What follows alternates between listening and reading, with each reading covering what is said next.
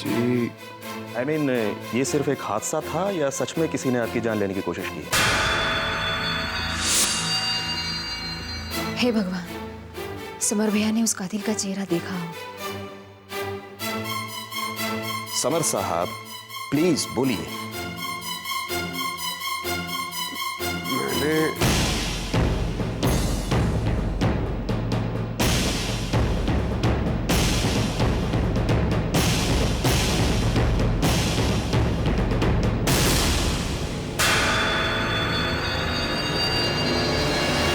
Inspector साहब, मैंने किसी को नहीं देखा।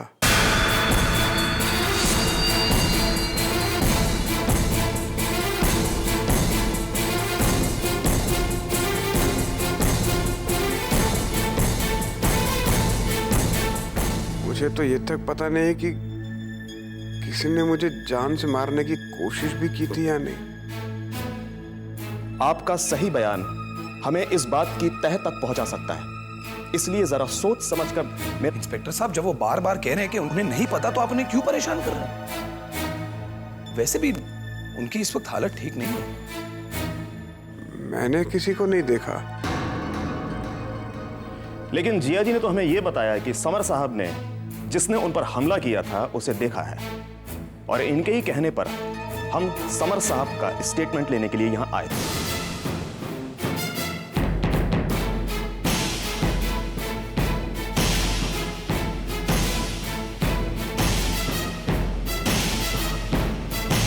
जिया जी, क्या आप बता सकती हैं कि आपने हमें गलत इंफॉर्मेशन क्यों दी?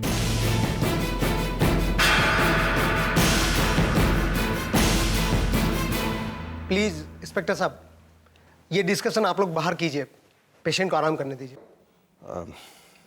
आई एम सॉरी डॉक्टर।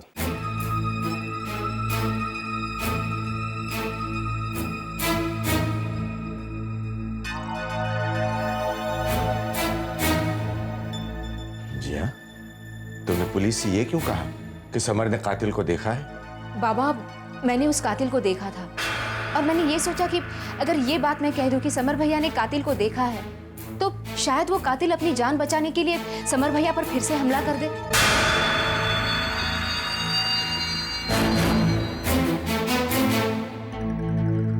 और उस कातिल तक हम पहुंच सके। बस यही सब सोचकर मैंने ये सब कह दिया। एक चांस ही ले लिया मैंने। असल में मुझे भी इस बात का पता नहीं था कि समर भैया ने कातिल को देखा नहीं है। मैडम, हम पुलिस वाले हैं, हमें आपकी सोच और समझ के हिसाब से चलने के अलावा भी काफी काम है। आपको हमारा वक्त बर्बाद नहीं करना चाहिए था। प्लीज आइंदा इस बात का ख्याल रखिएगा।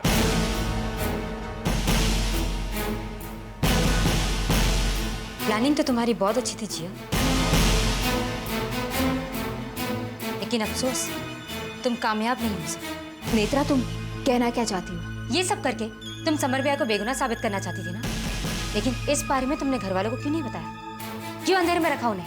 मैंने ये सोचा कि इससे असली कातिल तक पहुंचा जा सकता है। तुमने सोचा? जिया, जो तुम सोचती हो, जो करना चाहती हो, उसका डिसीजन खुद ही क्यों नहीं लेती हो? हमें से किसी को तो तुम बता सकती थी। ये सब नाटक करके क्या बताने की कोशिश कर रही हो? बस जिया, बस अब ये सब ड्रामा बंद करो। नेत्रा, ये तुम क्या कह रही हो? जिया ऐसा क्यों करेगी? वो तो बाबा, समर आपको बुला रहे हैं, आपसे मिलना चाहते हैं।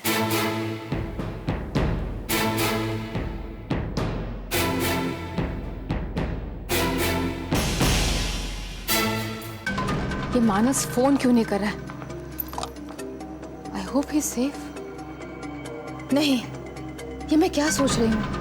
मानस ठीक ही होगा, फिर वो फोन क्यों नहीं कर रहा है? और ना ही वो मेरा फोन उठा रहा है। यहाँ इंतजार करके कुछ नहीं होगा, मुझे खुद हॉस्पिटल जाके देखना होगा कि क्या हो रहा है। ये तुमने क्या कर दिया समर? आत्महत्या करने की कोशिश की? इतनी जल्दी हार मान ली? आत्महत्या तो कमजोरी की निशानी है बेटा। तुम ये भी भूल गए कि तुम्हारी एक पत्नी भी है। बाबा, आपकी नजरों में गिरकर जीने से तो मरना अच्छा है। आपका प्यार, आपका विश्वास ही तो मेरी सबसे बड़ी ताकत है। जब आपने मुझसे नजरें फेर ली तो बाबा मैंने कुछ नहीं किया। बाबा मेरी बात पर यकीन कीजिए। आप इसकी बात पर यकीन करिए प्लीज। समर ऐसा कर ही नहीं सकता है। हमने शेखर पर भी शक किया था तो वो निर्दोष साबित हुआ ना। कहीं ऐसा ना हो कि हम अपने दूसरे बेटे पर शक करने की गलती दोबारा से कर लें।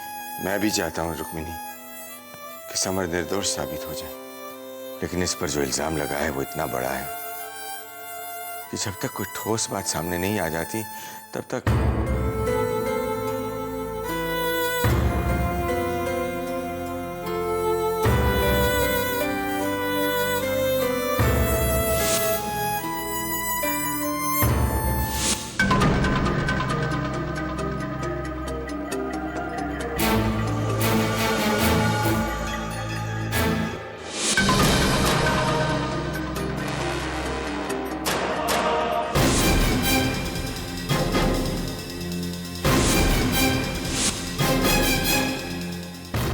आप अपने आप को इतनी तकलीफ क्यों दे रहे हैं?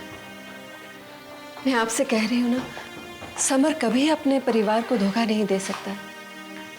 ये सब बेबुनियादी बातें हैं। आप ये बातें सोच सोच कर क्यों अपने आप को परेशान कर रहे हैं? रुक्मिणी, हो सकता है तुम जो कह रही हो वो सच है, लेकिन जो बात सामने है उसे अनदेखा तो नहीं किया जा सकता है ना। दो जवान बेटे एक बाप की बाजुओं की तरह होते हैं, उनकी ताकत पर उसे फक्र होता है। लेकिन आज मुझे अपनी ताकत टूटती हुई नजर आ रही है।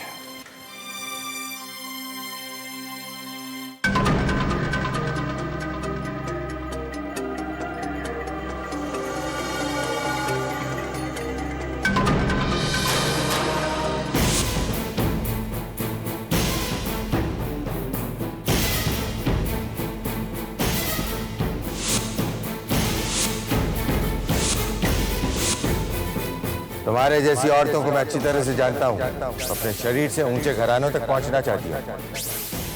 अरे तुम तो उन औरतों से भी बदतर हो जो सिर्फ अपने जिस्म का सौदा करती हो। किसी और के पाप को पांडे परिवार का नाम देना चाहती हो।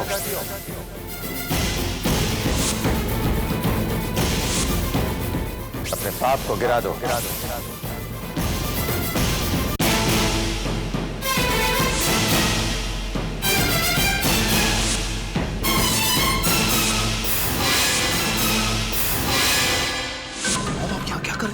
अगर किसी ने आपको देख लिया तो?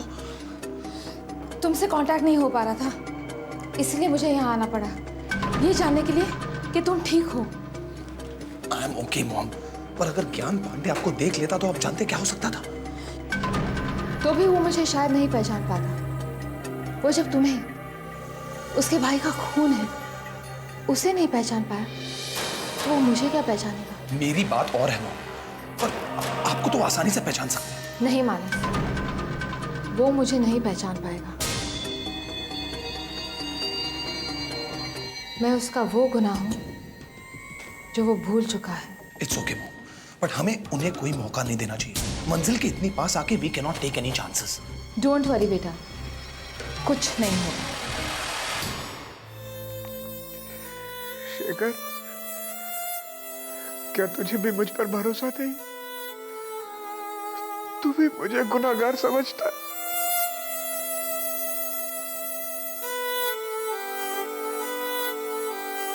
समर, तुम बार बार सबके सामने गिड़गिड़ा क्यों रहे हो? तुम निर्दोष हो। मैं मानती हूं कि तुम निर्दोष हो। अगर हमारे मन में हमें मालूम है कि हम सच्चे हैं, तो हमें उस सच को साबित करने की जरूरत नहीं है। और शेखर, तुम्हें विश्वास नहीं है अपने भैया पर? जब जब तुम पर मुसीबत आई, वो तुम्हारे सामने ढाल बनकर खड़े रहे हैं। आज जब सब इन पर उंगलियां उठा रहे हैं, तो तुम उन सब में शामिल हो गए। किसी की बात का कोई जवाब नहीं तुम्हारे पास। चुप खड़े हो, एकदम खामोश। और समर को बार बार तुम्हें अपनी सफाई देनी पड़ रही है। अपने भाई को। भाई? अच्छा रिश्ता निभाया भाई होने का इन्होंने। अब याद आ रहा है खून का ये रिश्ता? तब क्यों भूल गए थे जब इसी भाई ने अपने ही भाई को मरवाने की प्लानिंग की थी? चुप करो नेत्रा। आग लगाने के सिवा तुमसे और किसी चीज की उम्मीद नहीं रखती हूं मैं। मैंने सवाल शेखर से किया है और जवाब भी शेखर से ही चाहती हूँ। ये क्या बोलेंगे?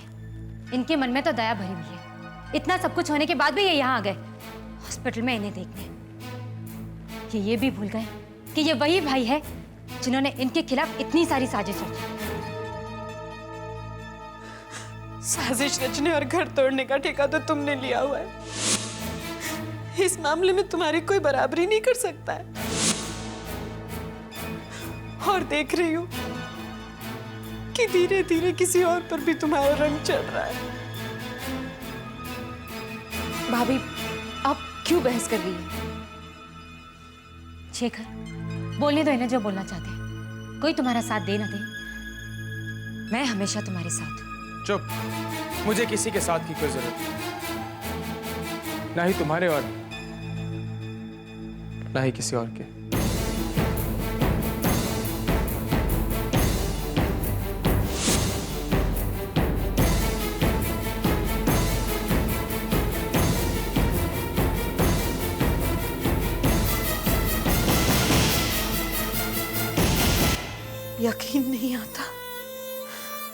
यकीन नहीं आता मुझे।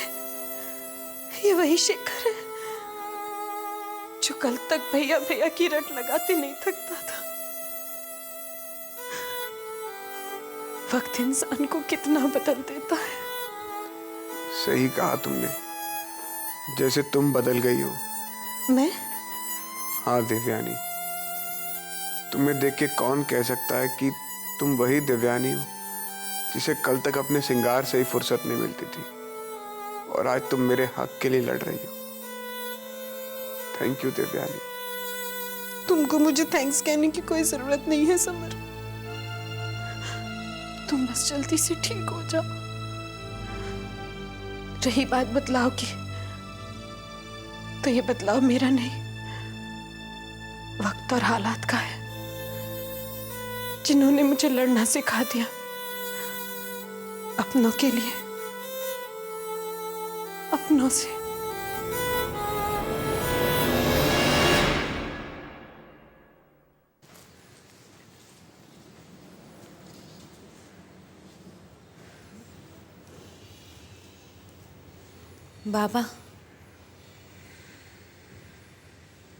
बाबा, मैं अब इस घर में नहीं रहना चाहती। क्या हुआ बेटा?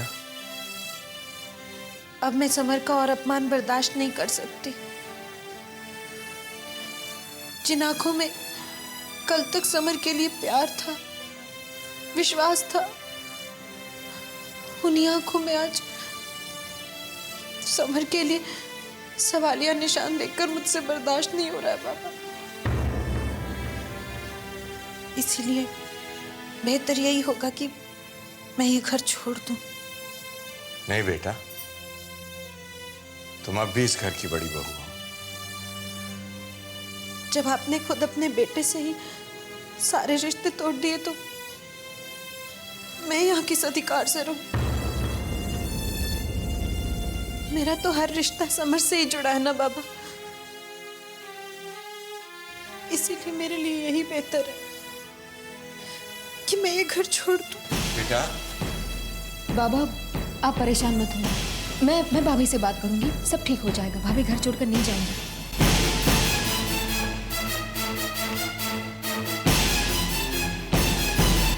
भाभी आप इतनी जल्दबाजी में इतना बड़ा कदम मत उठाइए।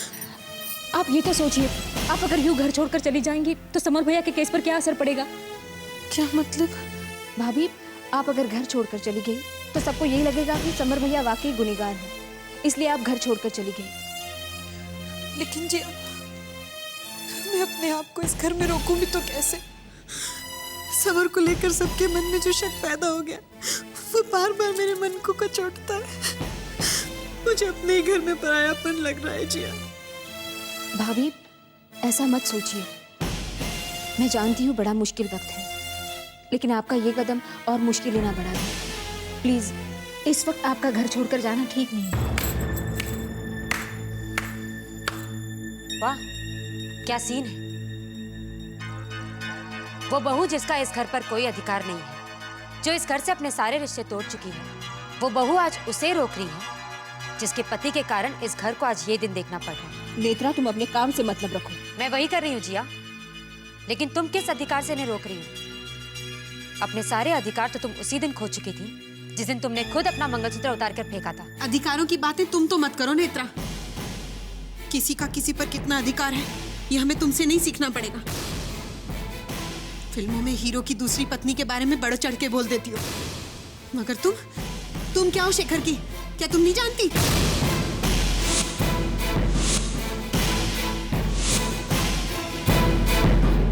जी अगर चाहे ना तो तुम्हारे खिलाफ कोर्ट केस करके तुम्हारे सारे अधिकार 2 मिनट में खत्म कर सकती है। इलीगल वाइफ हो तुम शेखर की।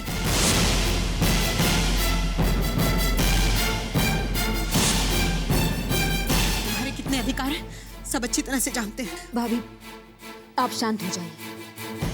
हमें किसी को कुछ समझाने की जरूरत नहीं है, और आप जिसे समझाने की कोशिश कर रही है वो अपनी हैसियत अच्छी तरह जानती है।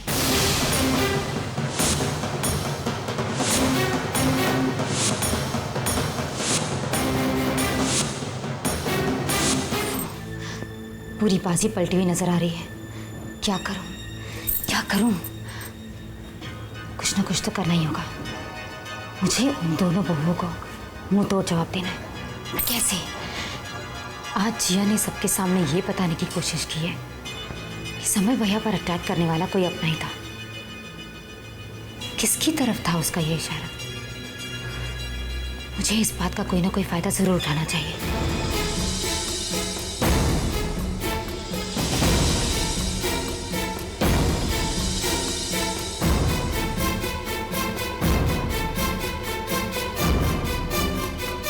तुम्हारी ये ट्रिक तुम्हारे लिए बहुत भारी पड़ेगी जिया।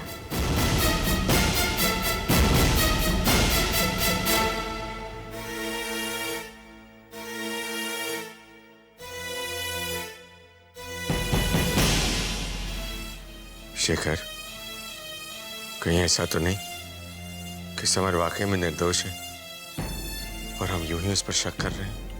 मैं भी यही सोच रहा था बाबा, कहीं मेरे हाथों भाई के साथ जाती तो नहीं हो रही। अरे सबके पीछे वो होता तो उस पर हमला कौन करता और क्यों करता? मैं बताती हूँ कि क्यों करता, और ये भी कि ये हमला किसने किया है। ये सब तुम कैसे बता सकती हो? क्योंकि मैं जानती हूँ।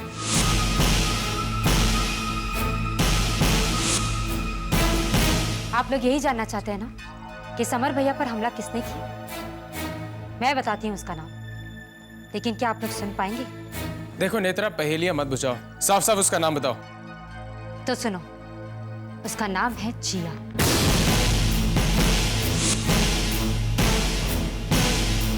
क्या कह रही हो तुम? इस सब के पीछे सिर्फ और सिर्फ जिया का हाथ है।